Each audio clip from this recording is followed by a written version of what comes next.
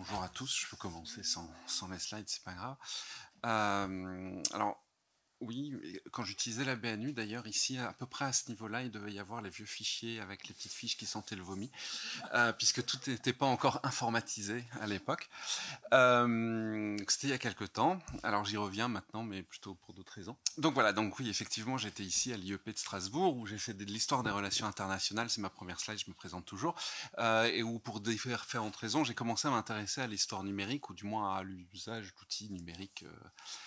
Voilà, et il se trouve que pour des raisons X, je suis maintenant plutôt dans ce qu'on appelle les memory studies, les études mémorielles, et particulièrement ce qui se passe en ligne, c'est-à-dire le rapport au passé en ligne tel qu'il se traduit en ligne. Par exemple, les échos des commémorations du centenaire de la Première Guerre mondiale sur Twitter, et plus récemment, avec Sarah Gainsburger à l'IEP de Paris, cette fois, on s'intéresse à IA, intelligence artificielle et mémoire collective. Et c'est bon. Alors j'espère que mes gifs fonctionnent, sinon ça va servir à rien.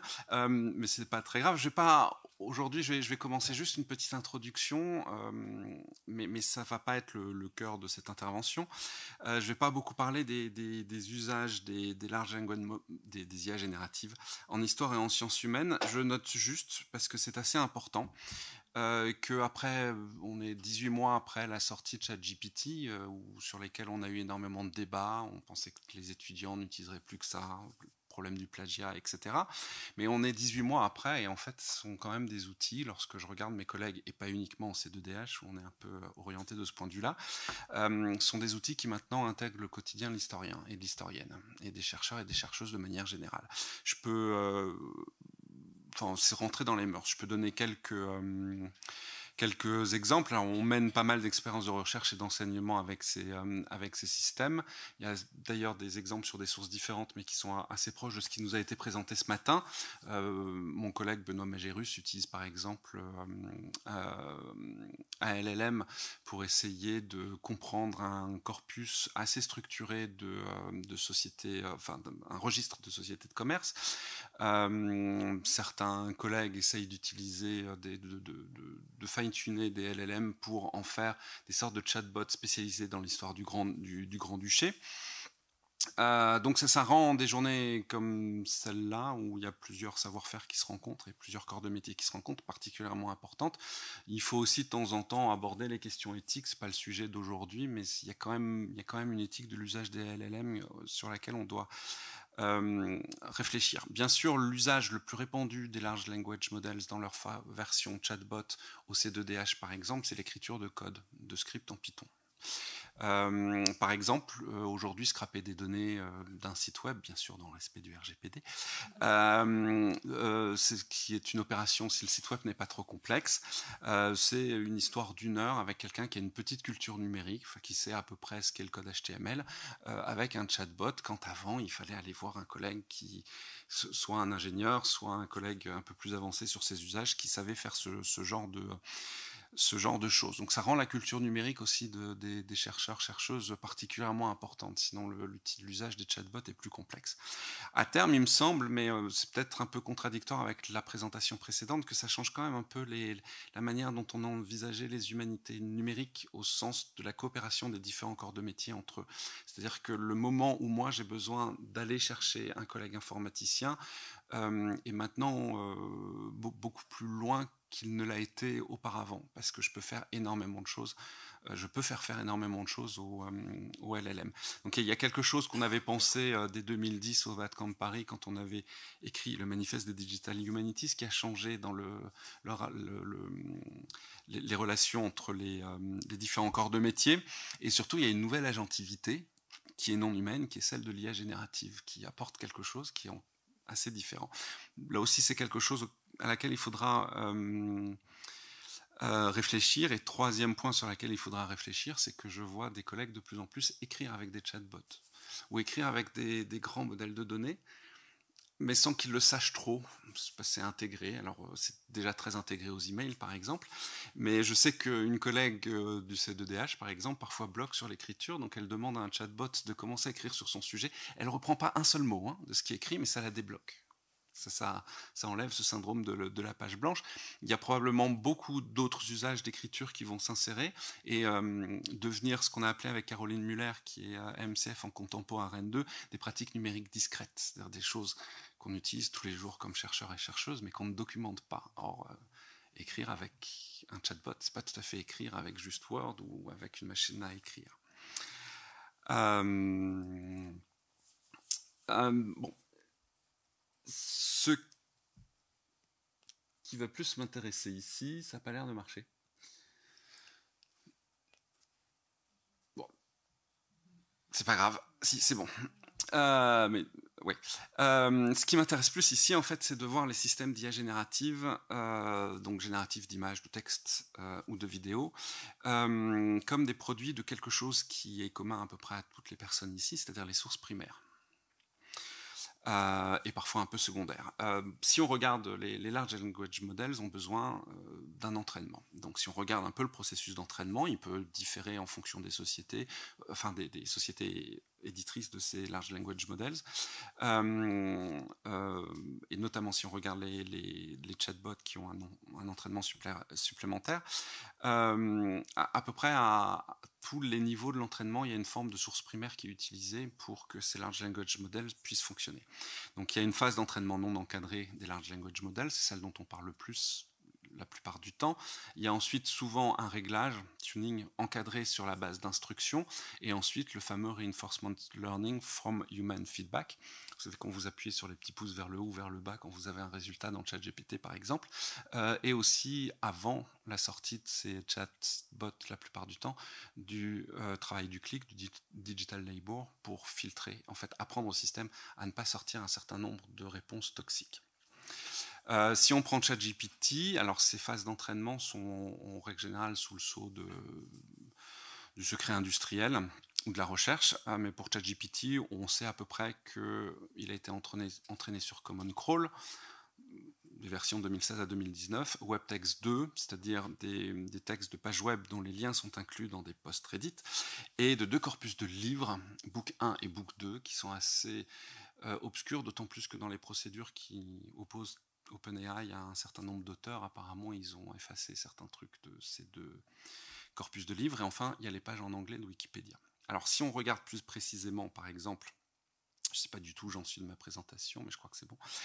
Plus précisément, l'élément principal d'entraînement des large language models, c'est-à-dire Common Crawl, c'est finalement quelque chose de très proche des archives du web ou du dépôt légal du web, avec des technologies pour les collecter, les crawlers qui sont les mêmes, enfin des logiciels, mais par contre une mise à disposition qui est très différente, puisque ce sont d'immenses dumps de plusieurs téraoctets, année après année, et qui rassemble un contenu textuel absolument massif, un peu filtré. Apparemment, il n'y a pas 4chan ou des sites de ce type parce que c'est un peu toxique, c'est un peu biaisé comme données.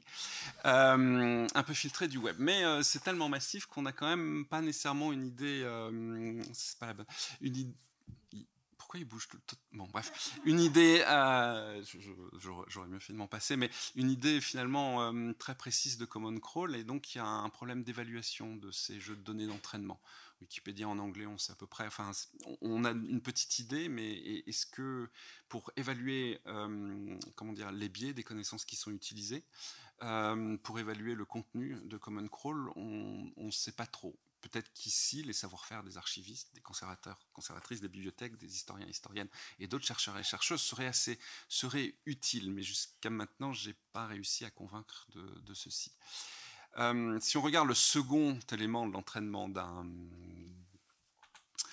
LLM, c'est-à-dire ce tuning, ce jeu d'instructions, pour avoir des réponses peut-être plus pertinentes. En gros, on lui soumet des questions, c'est-à-dire des prompts, et des réponses qu'en tant qu'humains, nous pensons être les bonnes. Ça, c'est particulièrement important, notamment pour les LLM quand ils sont adaptés au chatbot. Or, ces prompts et réponses sont de plus en plus produits par les utilisateurs eux-mêmes. Donc, les LLM produisent sources primaires qui ensuite sont utilisées éventuellement pour les entraîner. Un exemple, c'est pour le système génératif d'images Stable Diffusion. Stable Diffusion a rendu public un jeu de données de 10 millions de lignes de prompts et les images qui correspondent pour que d'autres systèmes génératifs d'images puissent utiliser ces données pour s'entraîner, pour la phase d'entraînement. Si on regarde ce type de jeu de données, donc des prompts parfois éventuellement émis par les utilisateurs avec leurs réponses, si on va sur Hugging Face, qui a déjà été mentionné, il y en a énormément. On peut en trouver beaucoup, plus ou moins structurés, plus ou moins intéressants, plus ou moins bien foutus, mais il y en a beaucoup. C'est-à-dire que de plus en plus, on entraîne vraiment ces grands systèmes génératifs sur des données qu'eux-mêmes ont produit via des utilisateurs qui ont posé les prompts. Donc ce sont finalement des données qu'on peut qualifier de semi-synthétiques. On peut le faire aussi à notre niveau de chercheur ou de chercheuse ou d'ingénieur. Par exemple, un collègue, en l'occurrence informaticien, est en train de fine-tuner Mistral 7B, donc la petite version de Mistral, avec des ouvrages de Gilbert Rauch. Gilbert Rauch, c'est l'historien national du Luxembourg qui est mort il y a quelques années, pour refaire une sorte de chatbot spécialisé dans l'histoire du Luxembourg, alors dans sa version très nationale, effectivement. Et donc ce qu'il a fait, c'est qu'il utilise un Mistral pour que Mistral crée des jeux de questions pour chaque paragraphe de chaque livre, avec des réponses issues de chaque paragraphe de chaque livre, et ensuite il réinjecte ceci dans Mistral pour que Mistral apprenne à utiliser ces livres comme référence pour répondre à des questions sur l'histoire du Grand-Duché du Luxembourg.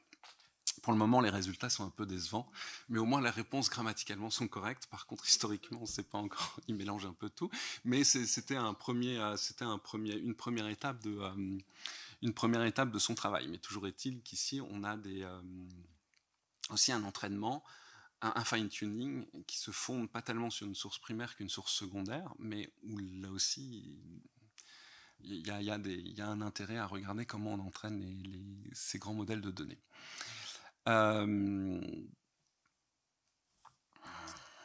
Voilà. Donc, les systèmes génératifs d'images, de textes ou de vidéos sont largement dépendants de jeux de données que l'on peut voir aussi comme des sources primaires.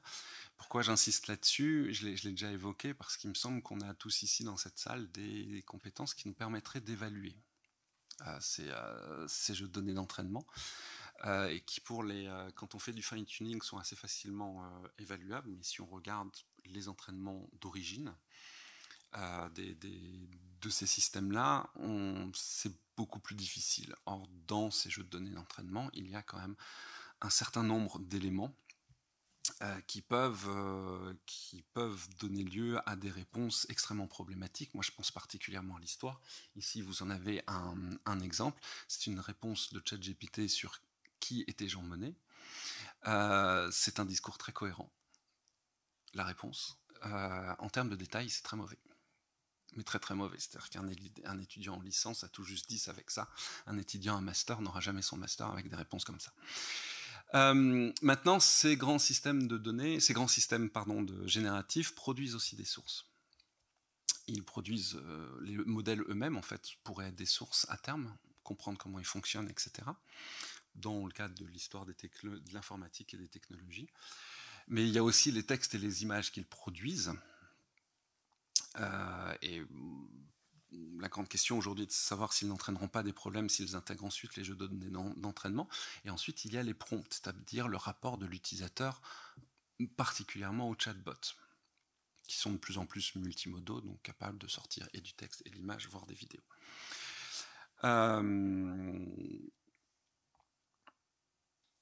La majeure partie de ces modèles, donc si on reprend... C'est pas grave. La majeure partie de ces modèles sont stockés aujourd'hui sur, donc si je reprends les trois éléments de production de sources primaires, sont aujourd'hui stockés sur Hugging Face. Alors on ne parle pas de ceux d'OpenAI, en tout cas depuis GPT-3, mais GPT-2 y est encore. Qui est devenue donc une plateforme majeure pour l'intelligence artificielle en quelques années, franco-américaine, qui s'inspire de GitHub. Donc on voit énormément de choses.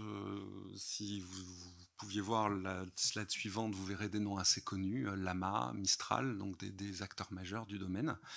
Mais par contre, on ne sait pas si Hugging Face est archivé. Donc ces modèles qui peuvent être considérés aussi à terme comme des sources, puisqu'on a des doctorants aujourd'hui qui travaillent sur les logiciels comme source pour l'histoire de l'informatique. Donc voilà, on ne sait pas s'ils seront archivés. On peut passer à la suivante maintenant. Je ne sais pas si c'est moi qui ai fait. Si, c'est moi. Ensuite, il y a les textes et les images que les Large Language Models produisent. Alors ici, c'est une requête simple, c'est Napoléon. Je crois que j'avais mis Mr Bean en Napoléon, c'est pour ça qu'il y a Mr Bean de temps en temps qui apparaît, parce qu'il y avait des images assez marrantes où il était vraiment en Napoléon. Donc les prompts, les textes, les images, les vidéos qui sont générées sont des sources intéressantes pour l'historien des technologies de l'informatique, mais pas uniquement pour lui, pour différentes raisons. Parce que finalement, ce sont les premiers éléments qui vont permettre de savoir ce qu'il y a dans les modèles et de permettre de comprendre ce qu'il y a dans les jeux d'entraînement de ces modèles. Parce que finalement, ils sont quand même le résultat de probabilité, d'un système de probabilistique très complexe qui repose sur les jeux d'entraînement. Et donc, on peut aussi, et il y a déjà des collègues historiens qui l'ont fait sur la Shoah et sur la perception de la Shoah par balle en Ukraine par ChatGPT, et qui démontrent qu'en interrogeant le système, eh ben, il est probable que dans le jeu d'entraînement, il y ait plus de données en provenance de Russie qu'en provenance d'Ukraine, parce que le narratif de ChatGPT qui ressort sur la Shoah par balle en Ukraine est le narratif russe, pas le narratif ukrainien. Donc ces images, ces textes sont aussi une manière d'évaluer les jeux d'entraînement. Mais ce seront aussi une manière de savoir ce que les utilisateurs de ces systèmes attendent de ces systèmes. Donc ici, on voit bien qu'il y a une influence de l'actualité, puisque vous avez énormément de Napoléon comme s'il était dans un film, parce qu'il y a un an est sorti... Non, c'était il y a quelques mois, est sorti ce film de Ridley Scott. Alors Napoléon, c'est assez chouette parce qu'en fait, on peut avoir tout et n'importe quoi. C'est un sujet inépuisable pour quelqu'un qui travaille dans les memory studies. Voilà.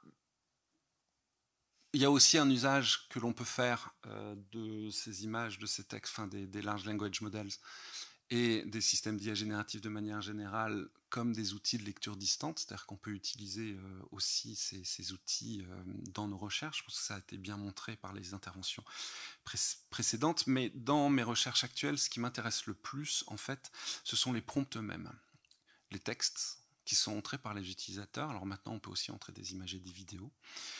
Parce que finalement c'est une porte ouverte sur l'imagination des utilisateurs de ces systèmes, et notamment l'imagination vis-à-vis du passé. Alors ici c'est un exemple sur la Première Guerre mondiale que j'ai moi-même avec Microsoft Copilot, qui est l'outil qui nous est par défaut fourni par l'Université de Luxembourg. C'est un outil que vous pouvez payer pour respecter le RGPD, c'est absolument génial.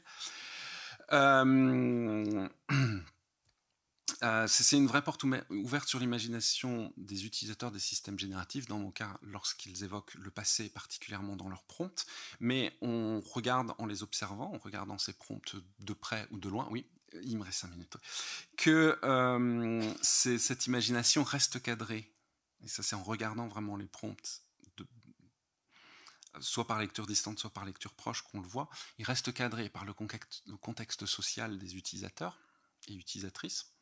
On revient à Maurice Alvax et aux quatre sociaux de la mémoire et aux travaux de Sarah Gainsbourg aussi, le contexte social et économique dans lequel ces large language models sont mis en place, et il faut que les réponses soient plaisantes au plus grand nombre, et puis le fonctionnement même de ces systèmes, c'est le troisième cadre de cette imagination, c'est-à-dire ces puissants systèmes probabilistiques. On a la réponse la plus probable, on n'a pas nécessairement la réponse vraie. Et là aussi, il faut que ça puisse plaire au plus grand nombre, ce qui, dans le domaine de la mémoire collective, risque de donner naissance en fait à une forme de mémoire hégémonique. Ce qui est intéressant aussi, c'est voir les utilisateurs et les utilisatrices de ces systèmes négocier avec la machine. Je veux Joe Biden faisant un salut nazi devant la porte de Brandebourg avec des SS qui défilent devant lui. C'est un vrai prompt en anglais. Donc on se doute que la personne est issue des milieux de l'extrême droite américaine. Et puis on essaye plusieurs fois, on modifie le prompt parce qu'en face le système n'est pas intelligent, on n'a pas de conscience. Donc il ne sait pas ce que c'est qu'un salut nazi. C'est juste de la stat. Il n'arrive pas à avoir ce qu'il veut, donc il est obligé de modifier le prompt pour arriver au mieux à l'image qu'il souhaitait. Donc cette négociation est assez fascinante à regarder. Alors, ma conclusion, c'est quel archivage peut-on voir pour ces systèmes génératifs? Et c'est une question particulièrement complexe. Si on veut faire tout ça, si on veut pouvoir utiliser nos savoir-faire pour évaluer notamment la critique historique pour évaluer les jeux d'entraînement des large language models, si on veut utiliser les prompts, les images, les textes, les vidéos générées pour regarder un peu l'imaginaire de nos concitoyens, éventuellement vis-à-vis du passé, il faut archiver tout cela. Or, l'archivage ici me semble manquer. Il n'existe pas encore. On est un peu comme en 2005-2006 quand s'est posé la question de commencer à archiver les médias sociaux, ou auparavant lorsque s'est posé la question d'archiver le web, une dizaine d'années avant avec Internet Archive. Et pour le moment, c'est un peu difficile de répondre, puisque n'importe quel petit modèle de langue va faire 1 ou 2 gigas. Pour les GPT-2, vous avez une version à 600 mégas à peu près. Donc, GPT-4, c'est bien plus. Les jeux de données d'entraînement sont énormes. Or, si on regarde rapidement l'archivage de Hugging Face, par exemple, par Internet Archive, tout ce qui est web à proprement parler, les pages web elles-mêmes sont très bien archivées, assez archivées dans le détail. Par contre, dès que vous voulez télécharger les fichiers, donc que ce soit des bases de données de prompt, que ce soit les modèles eux-mêmes, les fichiers ne sont plus là. Ce qui est logique, en fait, c'est pas nécessairement le but d'Internet Archive d'être un dépôt de fichiers de modèles de langue. C'est trop, d'autant plus, voilà. Se pose encore plus le problème des prompts. Un jeu de données 10 millions de prompts par Stable Diffusion, c'est bien gentil, mais je ne sais même pas, c'est que quelques heures de ChatGPT, finalement. Là aussi, ce n'est pas archivé, et je ne sais pas comment ça pourrait être archivé. Il y a quelques petites choses sur Hugging Face, mais c'est tout. Et je vais m'arrêter là, parce que j'ai largement dépassé mon temps, je pense. Voilà, je vous remercie.